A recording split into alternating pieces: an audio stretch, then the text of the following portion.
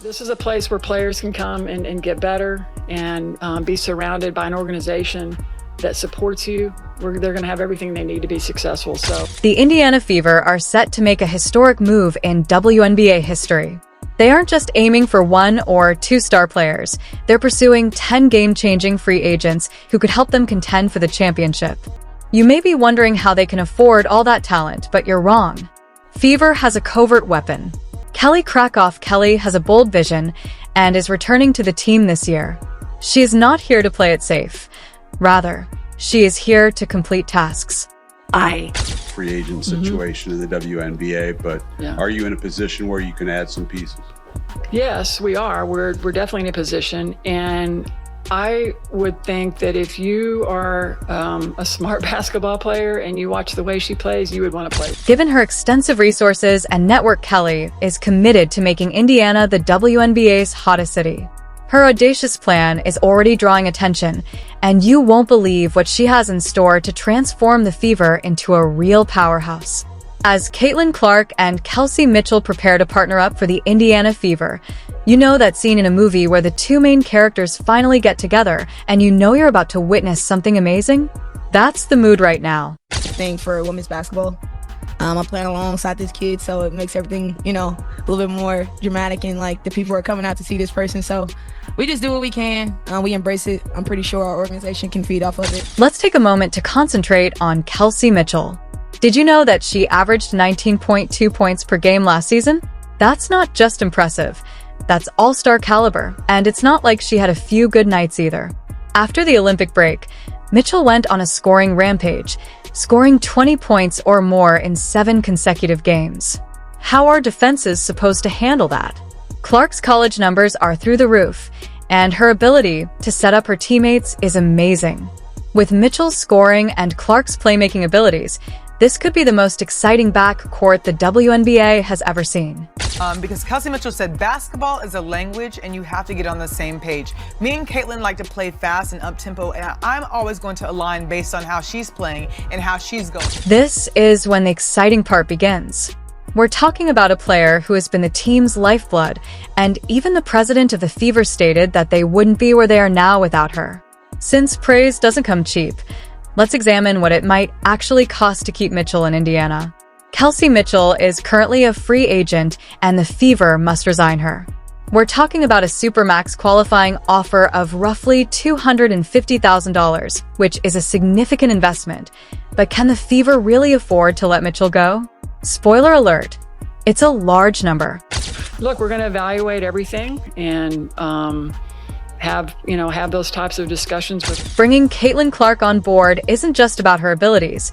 It's also about how she can improve everyone around her, especially a scorer like Mitchell. The problem is that it's not just about the money. It's about creating a squad that can win championships.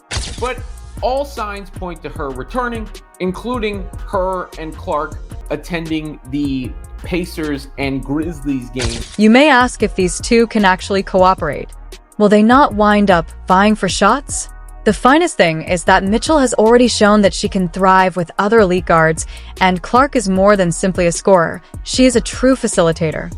This isn't about 2 players competing for attention, but rather about 2 superstars coming together to create something that is even better than what they could accomplish apart. Kelsey Mitchell has been an all-star, but she had the stage, the bright lights, and everybody could see what kind of bucket getter she is. Plus, Caitlin draws the defense.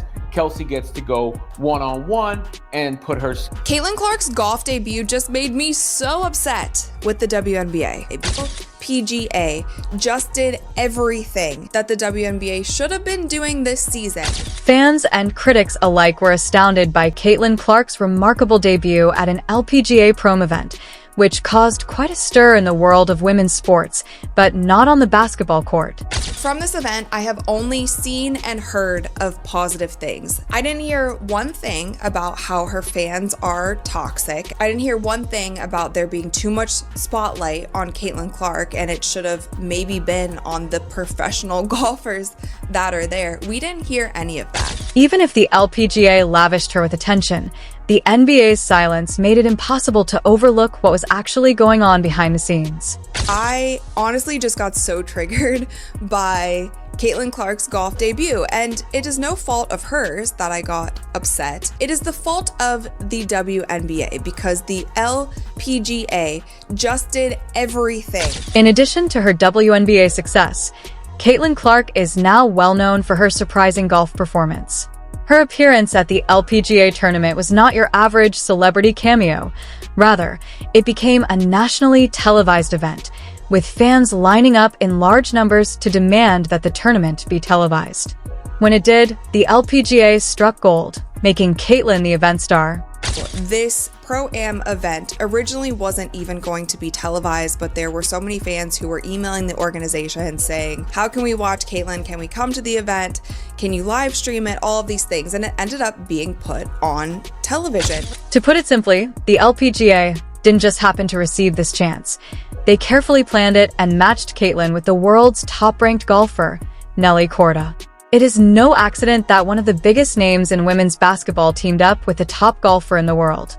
Caitlin and Nelly's clever marketing images went viral on social media, creating a buzz that captivated basketball fans, golf enthusiasts, and others. Fans were really excited about that. There was so much buzz online. She was trending on Twitter, all of the things. And the LPGA was promoting the crap out of this event. And they also did something really smart by pairing her up with their currently #1 golfer in the world. However, the WNBA, the organization that introduced Caitlin to the world of golf, said nothing at all. Fans took notice of her success, and many wondered why her own league wasn't celebrating. It felt like a huge missed opportunity, especially after the LPGA demonstrated how much star power Caitlin could bring to another sport. So there are photos of Caitlin and Nelly literally everywhere, and the LPGA was so smart in doing this because they knew that there would be so many eyeballs on Caitlin. So if they put their #1 golfer, who is currently leading the sport and pushing the sport ahead, if they put her next to Caitlin for the entire event, that's just great. It's great for Nelly and it's great for everyone else. Not only did the LPGA capitalize on Caitlin's star power, but media outlets from SportsCenter to Bleacher Report covered every move she made at the event, from her swings to her interactions with fans. It was a win-win situation. In contrast, the WNBA adopted a different strategy during Caitlin's rookie season, with many fans feeling the league wasn't doing enough to promote her despite her standout performances and the obvious impact Caitlin Clark had on viewership numbers. The league appeared hesitant to fully embrace her rising fame. While the LPGA capitalized on Caitlin's popularity, the WNBA's silence was conspicuous, and fans took to social media to vent their frustrations. Critics claimed that the WNBA was making an excessive effort to divide attention evenly, even when it was clear that Caitlin was the main attraction. Numerous others noted that this was just what they had been saying throughout the season. The WNBA wasn't making enough use of Caitlin's popularity, so why would they hold back?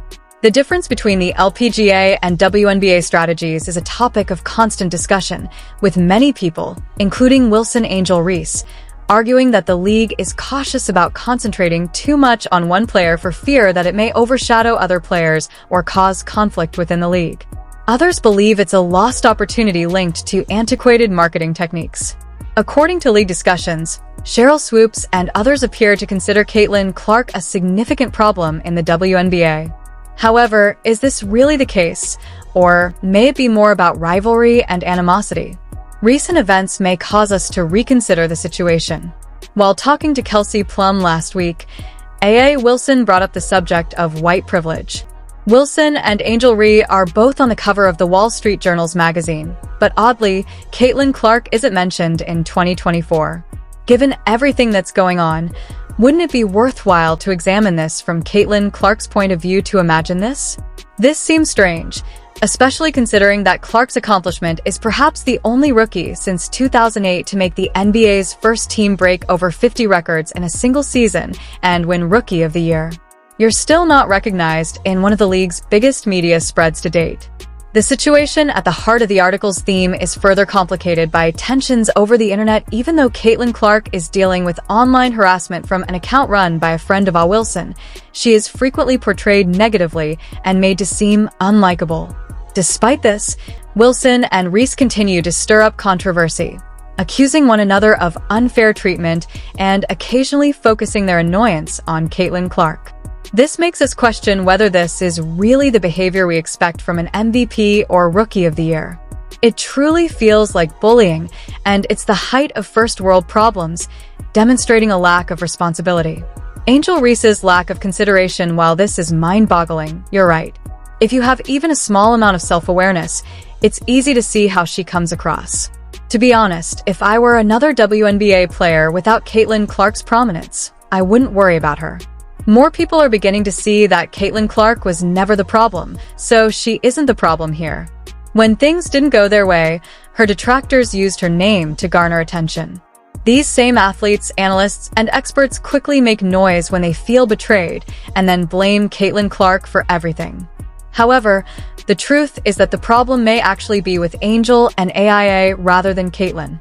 It's important to consider who is actually hurting the league's reputation, Angel Reese or Caitlin Clark, because once again, it seems to be Reese's unusual ability that is hurting the league's reputation. People from all walks of life are starting to notice that Caitlin is typically well-liked and doesn't show off her privilege or entitlement as though she's something exceptional. You made a really good point. While Angel Reese's behavior may be having the opposite effect, Caitlin Clark is contributing to the league's success and revenue. The WNBA doesn't seem to be catching on, but the fans are, and we're still being told to accept both Angel and AA as league icons. But do they even recognize who they're promoting? I understand. AA Wilson is without a doubt one of the greatest players in history. Her stats alone speak to her greatness, and that's worthy of respect. However, as I dig deeper into this and observe more of her behavior, I can't ignore the harsh reality that she's becoming more and more unlike herself. While many NBA greats have praised Caitlin Clark, the WNBA community's reaction to her has been mixed, frequently marked by envy rather than respect. This unique dynamic highlights the disparity between how men's and women's basketball players perceive Clark's remarkable ascent.